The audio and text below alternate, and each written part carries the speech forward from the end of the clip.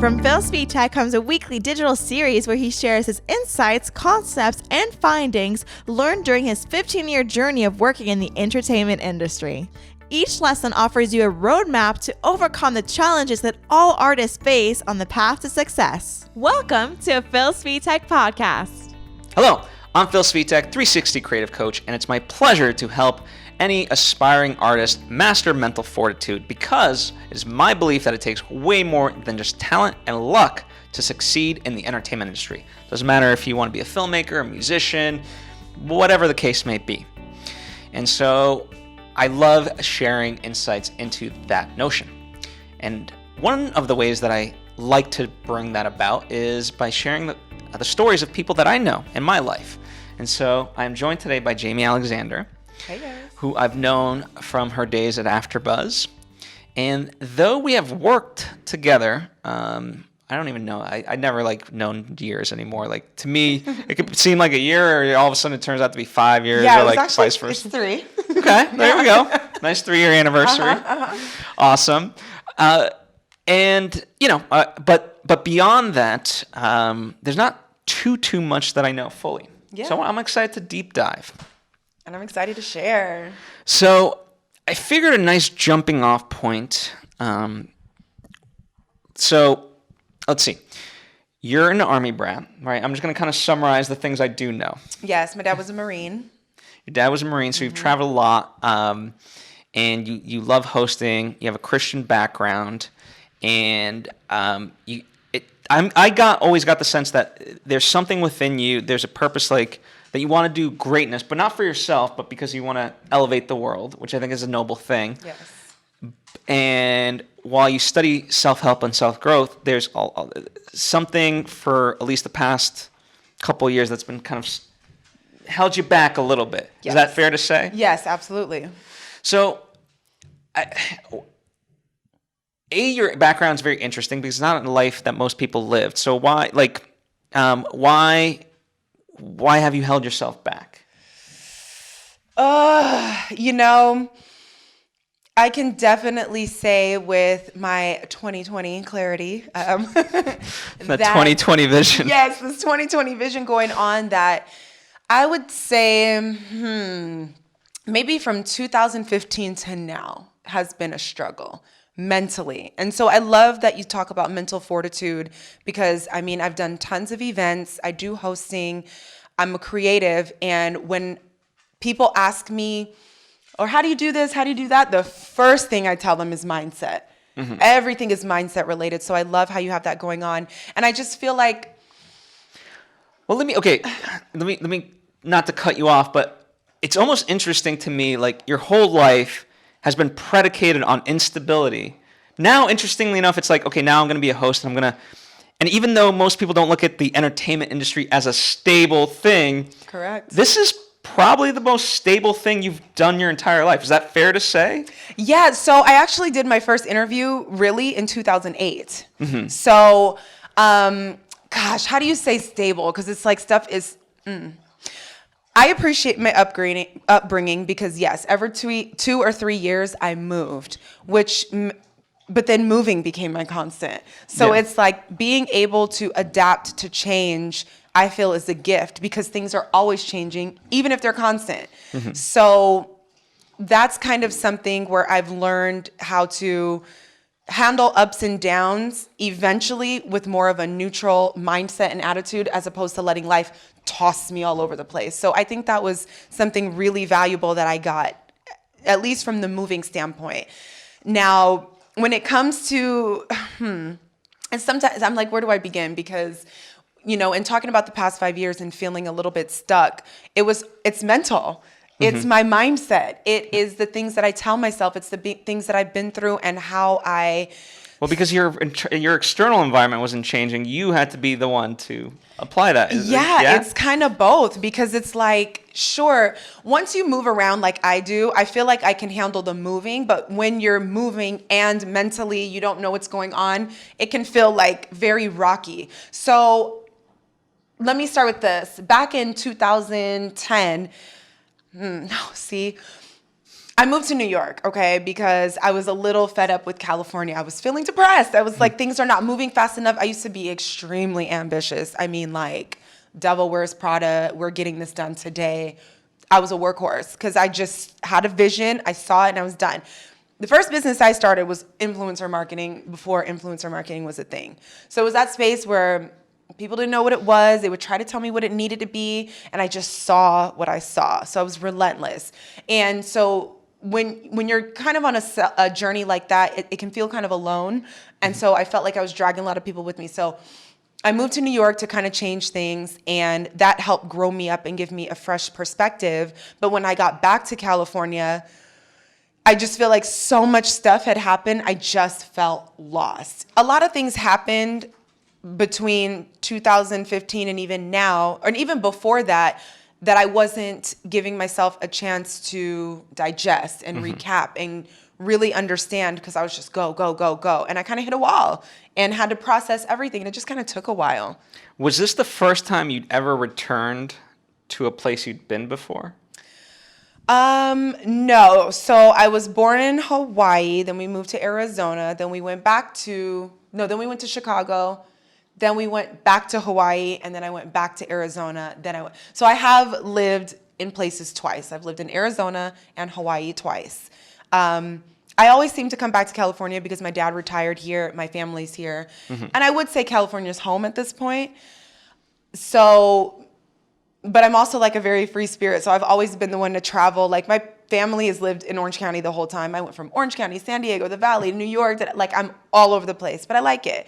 And so that was just me moving to New York for 3 years was just something that I wanted to do for change, because I'm used to that kind of change. Yeah. No, it's interesting because the reason I was sort of asking that question was because, like, when you do move around, you kind of get to reset, friends and environment, and you don't necessarily have to drag the past with you.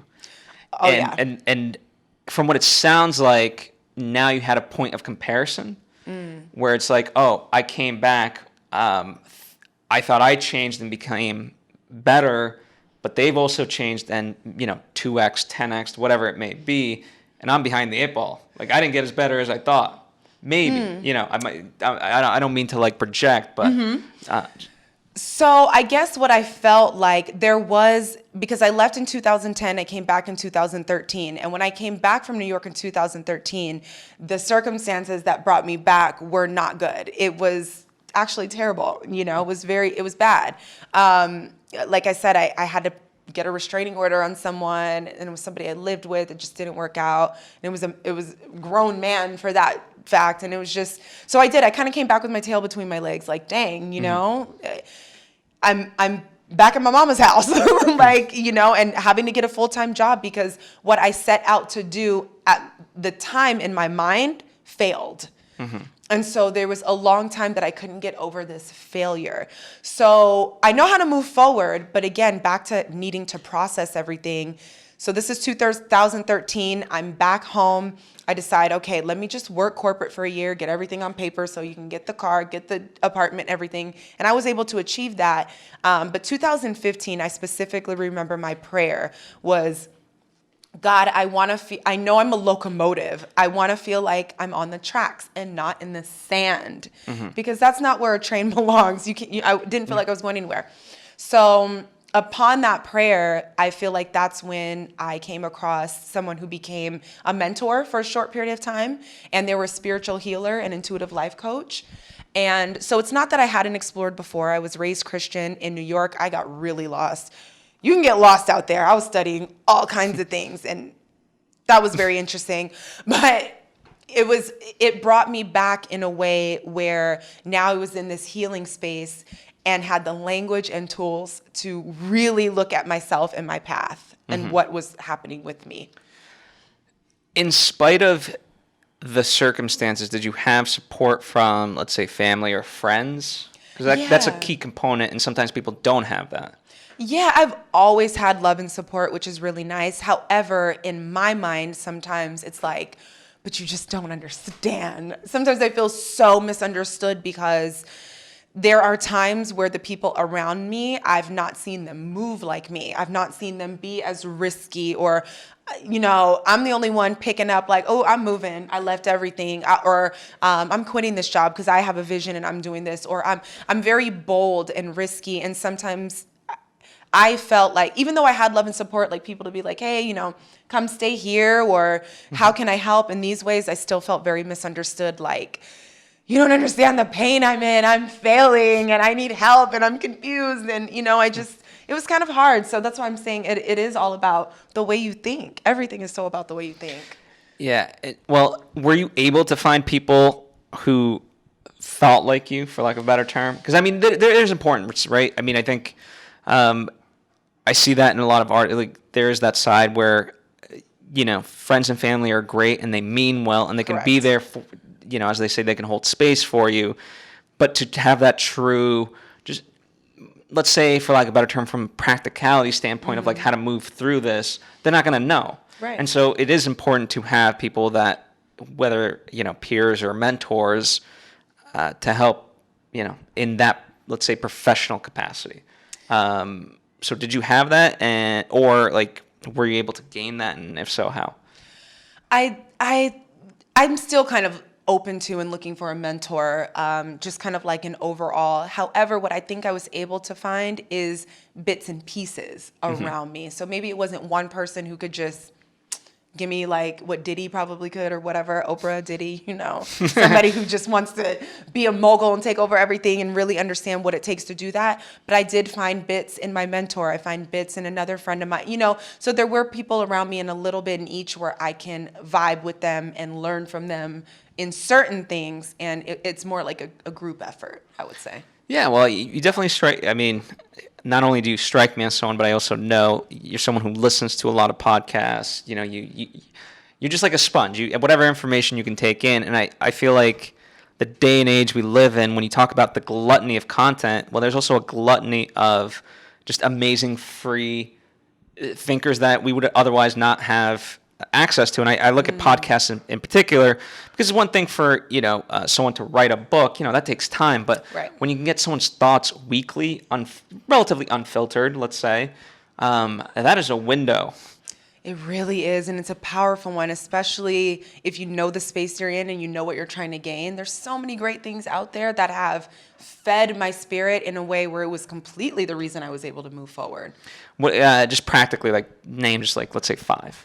Well, of course, because I was raised in the church, I love, T.D. Jakes. He's very old school, but he's real. He's an entrepreneur and a producer and a speaker, a communicator and an author. Okay. So sure, he's preaching, but he's also feeding somebody like me who, things weren't always like this. Back in the day, it was, you need to pick one thing. I was the crazy person for wanting to host, do events, have my Sleepless Girls, which was the first thing I did. There was I'm always seeing an array of things, and I do agree it's great to be pro at one thing and then go from there. But I do also think you can do more than one thing at once. So T.D. Jakes is somebody that has spoken into my life, as well as his daughter and her husband, which is Torre and Sarah Jakes. Because again, now we have T.D. Jakes, which is super old school entrepreneur, but then you have these two young, successful, they're married, so even they're able to bring, millennial relationship into things. They're younger and they have more of a perspective that I do. So that's 3 there. I love Wayne Dyer. I could listen to Wayne Dyer anytime, all the time. He's so practical, so kind, and he's very easy to understand. So I've learned so much from Wayne Dyer and his books, The Power of Intention, Making the Shift. There's all these things where he speaks. He's very well educated. So when I listen to him, I'm getting stuff from Lao Tzu. I'm getting stuff from all of these places. And it fills me up. So he's great. I would also say, of course, because I like interview style things, it is Oprah, but then it's also Oprah because of the questions she asks all her guests. So I get a lot from, yes, it's her, but it's also her and the way she functions. So I get a lot from all over the place. That's awesome. Yeah. No, that's definitely really cool. And I think, Yeah, I'll definitely have to check those out. I'm trying to think of. I had a question and I blanked on it because I just got so into. Well, I'll tell you another great book as a side note is Michael A. Singer wrote this book. The Untethered Soul. Oh my God, stop! That is like my favorite book ever. Is that the one you were gonna say? Yes. That book got my life so right because I just did not realize everything that was going on in here. It's language and tools that help us change our lives. So when we hear things and we get the tools to stop thinking a certain way and things like that, it just really helped me unravel because a lot of my issues were not so much that this didn't work out, this didn't. It was the way I was seeing it, the way I was thinking about it, the way I was talking to myself about it. And that ended up being everything. I love that I feel so much more peaceful in the mind now. That is a very, very famous book, and it's one of those, like, when people have read it, they're like, that's the book. For people that have not read it, like, what are you talking about? How? You got to. It has to be done. So a huge recommendation there for sure. Yeah. So I remember the question I wanted to follow up on. You mentioned you believe you can do it all. So I want to kind of tackle that because I think there's a very fine line to me. And especially because I think a lot of times people who are aspiring to be successful, let's just take J-Lo. Sure, I want to be like J-Lo, right? They project, I feel like, unrightly and unnecessarily against themselves. Like, they want to be J-Lo where she is now. And it's like, no. Study your career, but remember, look at, what was the first thing she ever did? Correct. Do that. Correct. Don't be like, I need to play out the Staples Center, Madison Square Garden tonight. Yeah, exactly. That used to be me, by the way, too. So when it didn't happen, I'd be like, I don't understand. Like, I did everything I was supposed to do. Like, yeah, so just young. So I think there's an aspect to it because I look at, like, there's a lot of things I want to achieve in my life, but it's like not necessarily one at a time. I've got a book that I'm working on currently, and I've got a movie, and then other stuff as well. So it's not to say like you can't do multiple things, but I think people like, I want to have written 12 books already. And it's like, write the first one. Correct. So what is your sort of approach to that, where it's not A, overwhelming, B, impossible? Well, I love that you asked me that because it's something that's ever evolving. But what I feel now is I'm really excited. First of all, I look younger than most people think I am. And I don't mind sharing my age. I'm 37. So I'm not 27. I've actually got 20 adult years of all kinds of, from 17 to now, of plenty. So everything that I thought wasn't working or I thought I wasn't doing, I appreciate my ego and ambition of being younger because I was so tenacious about what I wanted to do. Now I look back, it's like I've interviewed so many people all over the world at this point. I've used to do music videos. I've been on talk shows as guests from like Dr. Oz to the Phil Svitek podcast. Yeah, yes, but still, I mean, this is so dope. I mean, I've got so much under my belt. I've been on AfterBuzz for 3 years. I've done Pop Fusion TV, BHL Online. I have done so much traveling in between. I created influencer marketing before it was a thing. Nobody had a word for what I was doing, but I was doing it. I've had events. I've been hosting a monthly brunch party every month since the end of 2014. It's 2020. I'm consistent. People know me from my club parties. I moved to New York and did the same thing. First party I did in New York, 200 people showed up. I modeled. I have all of this stuff under my belt. I'm not brand new to any of it. So it's now a big belt. It's a big belt. I mean, I feel like a rock star when I think of it because I've met tons of cool people. People really know me and respect my work. There's somebody who hit me up today who saw me posting about the YouTube channel I'm doing now, and he's been following me since Sleepless. So Sleepless was the first thing I started. I sold real estate. I graduated high school. I did not go to college. I sold my first house when I was 19. I was a senior funder. I mean, I've had more jobs and more experiences than you could even imagine. And what I love about that is now that I feel like when you're younger, you're looking at each year. This didn't happen this year. This didn't happen this year. But now as we get older, we're pulling back to decades. And when I look at 2000 to 2010 and 2010 to now, there are so many things that I've accomplished. And now I do want to write a book. Back then, I would have tried to get that book done by the end of the week.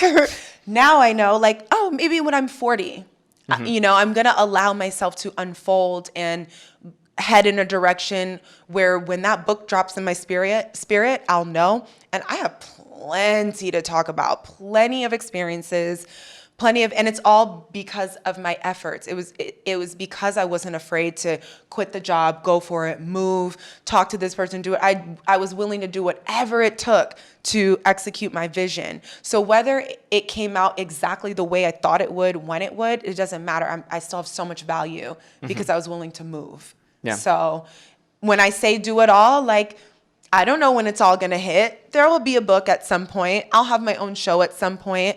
I will be asked to speak here or speak there. You know, there's so many things that can unfold, but I think for me now my focus is more to just keep moving. It doesn't have to look like, you know, the liquor, the clothing line, the dancer, you know, it might be a lot of different things over the course of time, and I'm okay with the way it unfolds. So I still think it's all the things, just maybe not all at once, but we'll see.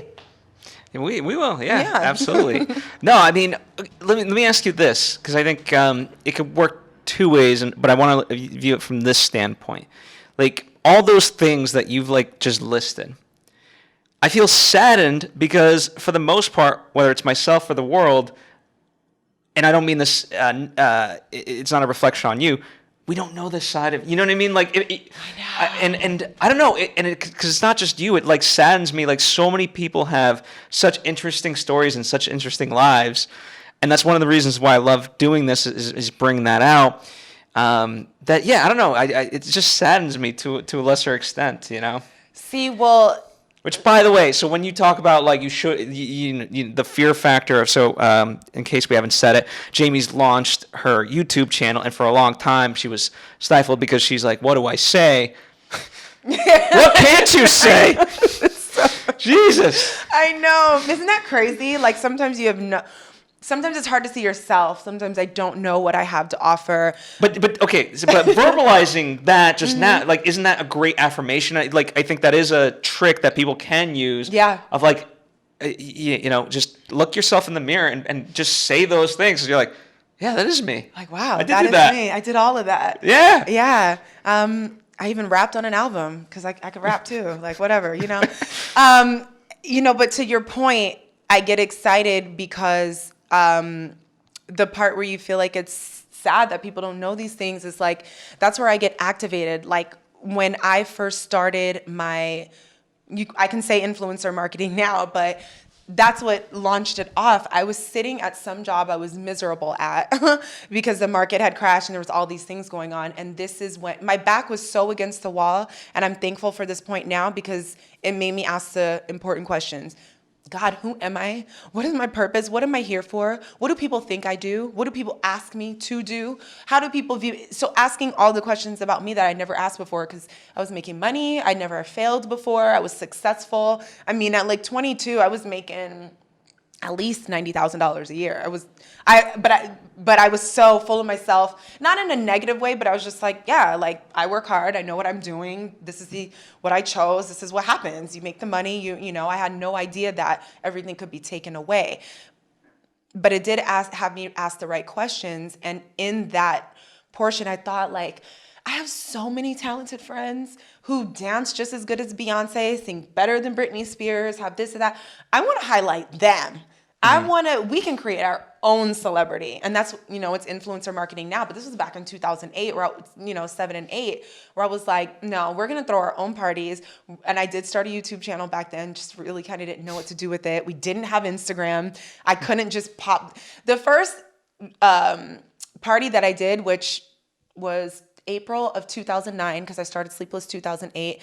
Almost 300 people came. There's still people sprinkled about the city who still talk about this party. But the person I hired to video, like, legit had we didn't have the phones and everything. And this was only 2008. Yeah, I mean, the iPhone, relatively new. If so, that. I mean, I don't even think, did we have an iPhone? Because it was like the first model. And barely. Yeah. You certainly weren't, like, YouTube living. Correct. So, like, I mean, YouTube at that point was still, you had to know video to be able to do that. Correct. It wasn't just like, it was either upload your cat video or you're actually good at this. It wasn't just like, yeah, get out your phone and do this stuff. No, we were barely heading out of MySpace. So I'm saying all that to say is that was my passion. Like, I'm surrounded by talented people. And I would tell my girls, I created an all-girl group. We were very diverse. We each did 2 or 3 things in entertainment. And I would go pitch to like Monster, Red Bull, and, you know, because brand ambassadors, we kind of had to make our money as entertainers, whatever little gigs we could. So I tried to use us I used us as a group to, you know, get us gigs and get us known as Sleepless, us the group. And we did parties as well. But it's all driven off the passion of like, it's not just about the celebrities. There are so many people doing so many cool things. And now we have influencer marketing. And so you're getting to see those things. And we have the technology now and to like showcase that stuff. But I agree with you, like, I'm just glad we are where we are now, and we have a platform where people can see what other people are doing, not just the celebs, because it's really cool. Yeah. No, it really is. And what I appreciate, I think, most is you ask the right questions. And a lot of people, you know, Tony Robbins among others, but he'll say like the quality of your questions determine the quality of your life. So you were asking those questions, and I always kind of look at it, you know, when all the things under your belt, that very big belt, to me, that's the what. But what you were asking is why. Because, most people, they could do all these things. It doesn't matter, but will it fulfill them? Because there is a balance of, is it in line with my purpose? Or I like to call it the why, you know? And if it is, then great. But if it's not, you could make $10 billion a year. It doesn't mean you're going to be happy. Yeah, you got to find out what you were created for.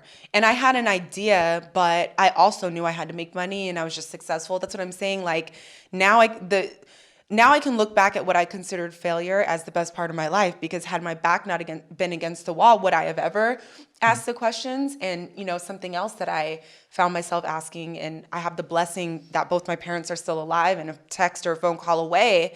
But I was like, who was I as a kid? Like, help me connect back to me, like just the raw, before I had to do this, that, before I was hurt, confused, before the world said that.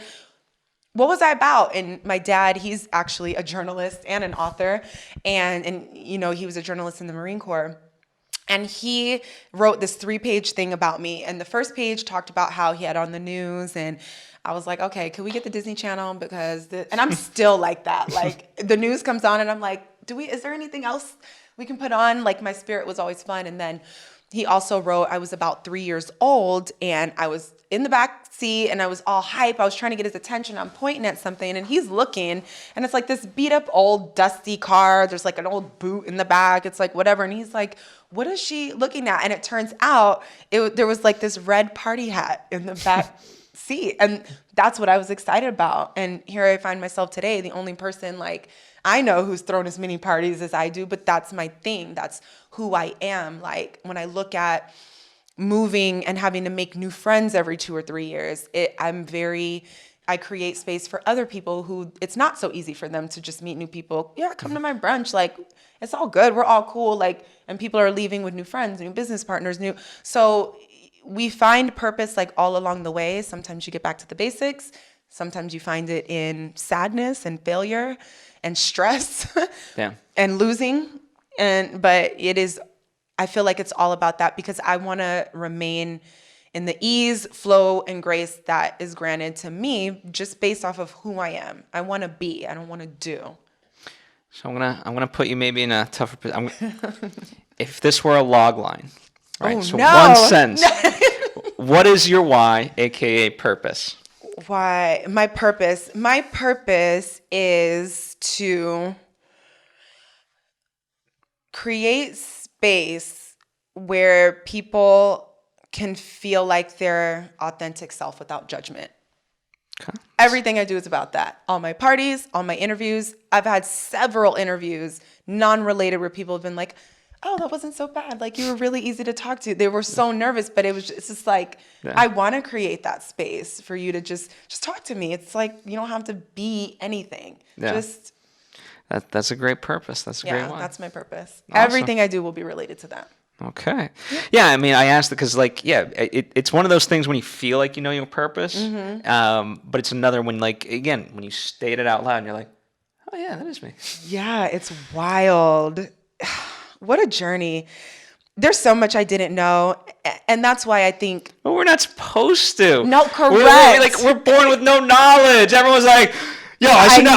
By the time I'm one, I should know the encyclopedia, the dictionary, and then be studying like 4 foreign languages. Correct. Like, no. I had no idea you weren't supposed to know, though. And I see it today. Like, there's so many issues with people who just don't feel good enough. And it's like, relax, let your journey unfold. Do you understand? I never would have been able to say this to myself 15 years ago. There's no way. Yeah. I saw it. I wanted it. I was doing it. I was done. And if it didn't get done, I was pissed. And I didn't understand why God didn't love me. Like, it was ridiculous. And now here I am like, oh, this thing is a journey. There's like more, like, relax. Yeah, the finish line's the grave. Had no idea. I really didn't. You know, yeah. I was so pressed. Now, granted, you could argue that it's heaven, but it's like, you know what?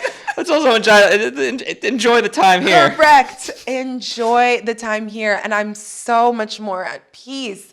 And like I said, it's all in the mindset. So that's why, especially with my new YouTube channel, I want to share as much as possible, because my hope is that people got to go through what they had to go through, and that's going to be valuable for you anyway. But I had a podcast with Blog Talk Radio before we had podcasts. I remember, Blog Talk Radio. So I did that for 4 years, and it was in the spotlight with Jaimi Alexander that I did every month. There's people I've interviewed, all these amazing people, but my favorite thing to talk about is the obstacles, the hard things to overcome, because you're going to get there. You're going to do the things, but if you can't overcome the hard stuff and look at it with the right eye and perspective, then you're going to be stuck. Yeah, I mean, to me, it's very simple, right? Like, it's, like when you do a race with hurdles, you know that there's hurdles and you just keep jumping over hurdles, right? Mm-hmm. Now, granted, you could get tired. Like, let's say you're doing a mile of this. Like, yeah, you're going to get tired and you might trip over some, even though you see them.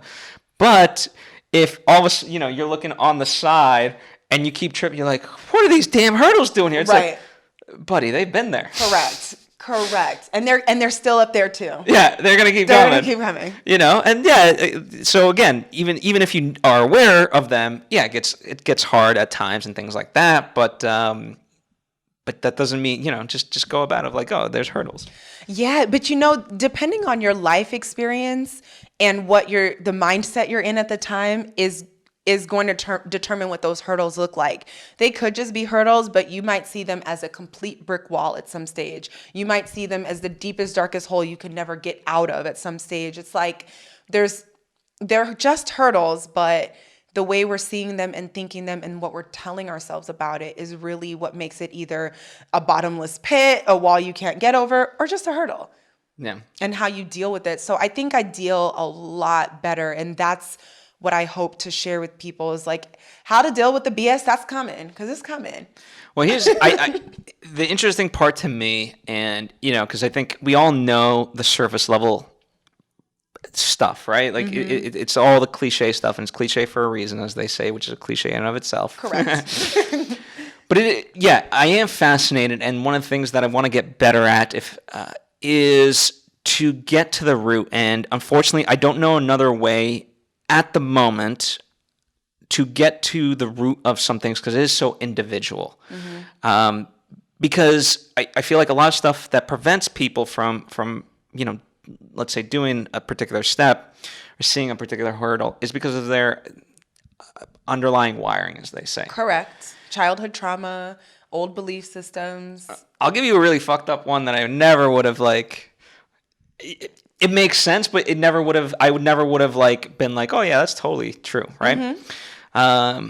Now, this doesn't mean it is the case, but this was the case in my mind. Mm-hmm. And there's a difference, right? Because whether or not it's real, your mind makes it real. Yep. So for whatever reason, at the age of 5, I experienced something. And from then on, I had believed that my dad never wanted me in the first place. Yep. And when you have that, no matter what in your conscious mind, when you have that undercurrent, you are fucked. Yep. And there's so many of those everything things that you do. Yeah. And so it isn't, and I think in terms of how you do that, I think you do need to work with people that are specialized to be able to get at that.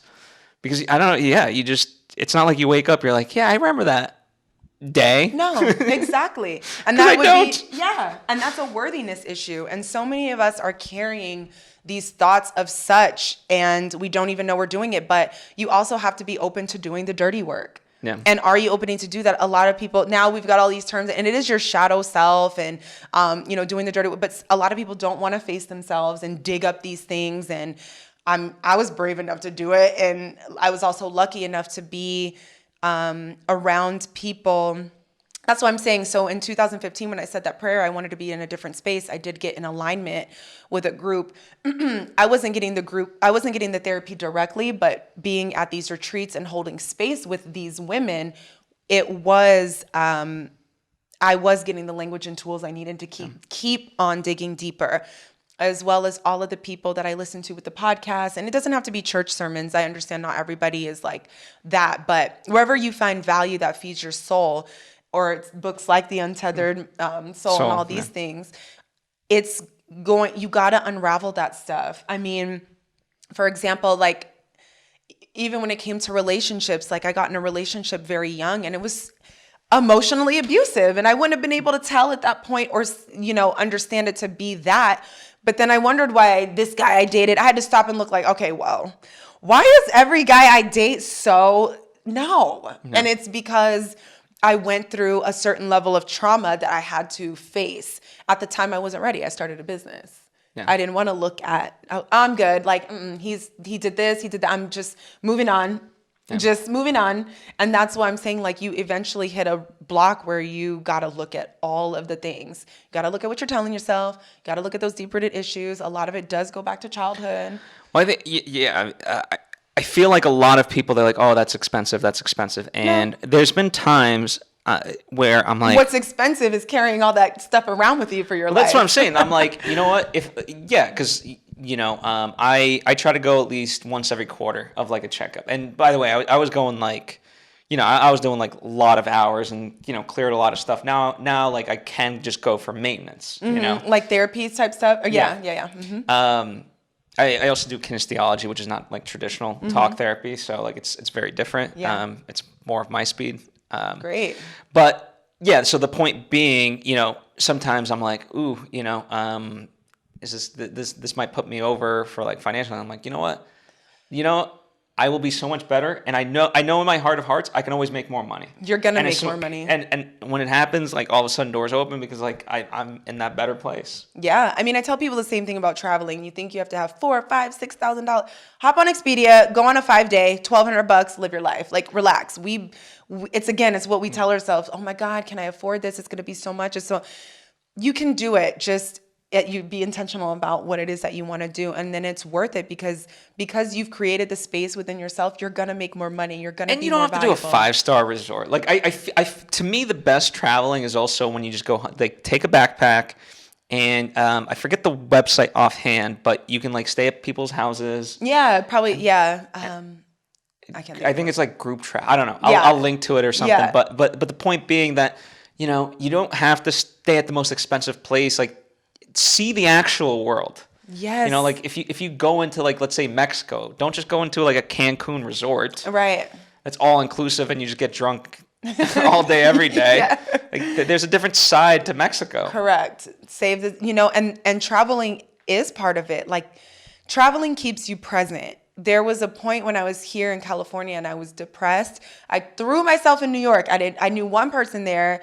And I left everything here, and I was only supposed to visit for 5 days. It ended up being 11, and within the same month, I just moved there for 3 years. But it made me present. It took me out of all the drudgery of all the things I was thinking about, what wasn't working, what I was sad about, this, that, and the other, and just cleared it away because now I'm in a new space. So I need to see, I need to understand, I'm meeting new people. Like it just opens you up. I went to Tulum before the year ended, and I had to go. I had to go. I knew I had to go. And not to say you always have to spend all this money to change things, but being in an environment where it's not the same and it was all fresh and new, put me in a different space and gave me the space to think, to head into this new decade. So travel to me is also part of like the healing process, the growth process, and figuring out what your purpose is. Yeah. No, I think that's very well stated. Any final thoughts? Because there's so many places we could I didn't even realize. Yeah. But perhaps we should save those for another time. That way I can entice you to come back. Yeah, I would say don't be so hard on yourself. Don't take life so seriously. I know it's a little, not really cliche, but soul care and self-care is very important. If you're tired, stay home. If you're not ready to go to work, like, I'm not pressed about a job. Like, I know some people are just like, but my job, sweetie, if you died tomorrow, they're replacing you the next day, and that mess is real. Do what you need to do for yourself. Don't worry so much. Don't take life so seriously, and have fun. Like, we only get to do this once. I don't ever want to regret. I cannot live in regret. One quick thing I'll share is one of my old mentors shared how she watched her father when he was dying in the hospital try to finish a book. He just never, and he passed away before I'm not going to pass away before I try the things, write the book, do the this, do the that. Like, I believe in God. God is the creator. We're made in his image, which means we are creators too. I've never been here before, and I'll never be here again. So I'm squeezing everything out until, like, what do you have to lose? We're so fearful about not having money and just live. Yeah. That's what I would say. Yeah, I agree. Well, thank you for taking the time to be here and tell your story, and continue to tell your story via your YouTube page and social media posts. That. Yeah, so that's going to be exciting. Yeah, I'm really excited. Because there's that belt is big, and we gotta. No, it's insane. I'm trying to think of an analogy. Like we gotta start to give that back. You know, like I'll tell you the biggest regret I have. Like, I loved making content. Obviously, I still do.